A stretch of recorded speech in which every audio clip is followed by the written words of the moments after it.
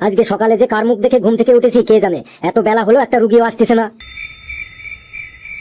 এই যে 200 টাকা ভিজিট দাও আর এই প্রেসক্রিপশনটা নিয়ে নাও, আর সামনের দোকান থেকে ওষুধগুলো ঠিকঠাক কিনে খাবে, তাহলেই তোমার রোগ সেরে যাবে।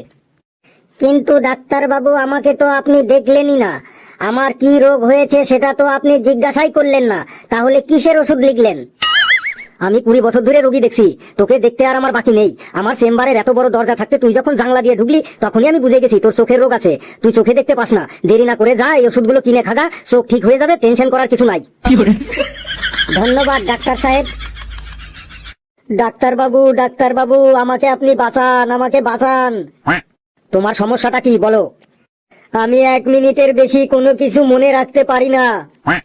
তো এই সমস্যাটা তোমার কবে থেকে? কিসের সমস্যা? কার সমস্যা? কি সমস্যা?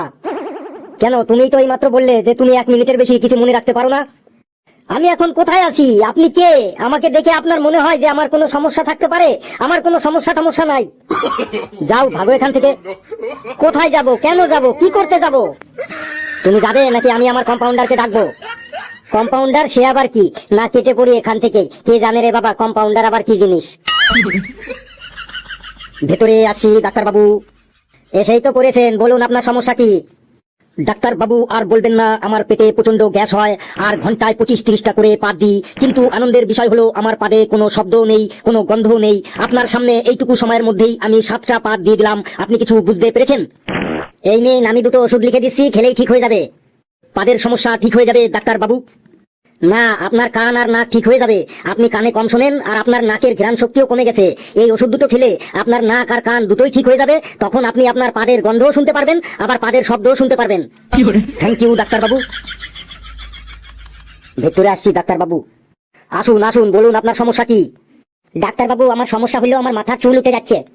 ভালো জিনিস তাড়াতাড়ি উঠে যায়, নিন এই ওষুধটা লিখে দিচ্ছি, দিনে 3 চামচ খাবেন।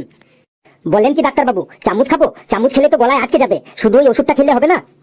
কি পাগলের পাল্লায় পড়লাম রে, আপনাকে চামচ খেতে কে বলেছে? শুধু ওষুধটাই খাবেন, আসুন এবার। ডাক্তার সাহেব ভেতরে আছেন? হ্যাঁ হ্যাঁ, ভেতরেই আছি, এসো। বলো তোমার সমস্যা কি? ডাক্তার বাবু কোথায়? আমি ডাক্তার বাবু, বলো তোমার সমস্যা কি? আমি কেন বলবো আমার কি সমস্যা?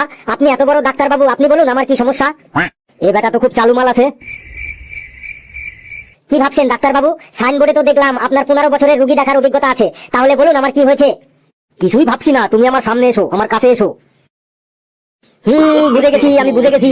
বাবা, তোমার পেটে তো অনেক বড় পাথর হয়েছে, অপারেশন করতে হবে। কিন্তু ডাক্তার সাহেব, আমার পেটে তো কোনো ব্যথা নেই। ব্যথা থাকুক আর না থাকুক, অপারেশন যখন করতে বলেছি অপারেশন করতেই হবে, আজই করতে হবে, এখনই করতে হবে। চলো অপারেশন থিয়েটারে তোমাকে আমি নিয়ে যাই। না ডাক্তার বাবু, আমার 2 দিন ধরে খুব পাতলা পায়খানা হচ্ছে, আমি মজা করার জন্য এরকম করছিলাম। দেখলেন তো তাহলে আমার 15 বছরের অভিজ্ঞতাটা, কেমন সুরসুর করে বলে দিলেন সমস্যাটা কি। এই নিন প্রেসক্রিপশন, আর এই ওষুধগুলো কিনে খাবেন, পাতলা পায়খানা ঠিক হয়ে যাবে। সত্যি বাবা, ডাক্তার বাবুদের কাছে কখনো কোনো ইয়ার্কি করতে নেই।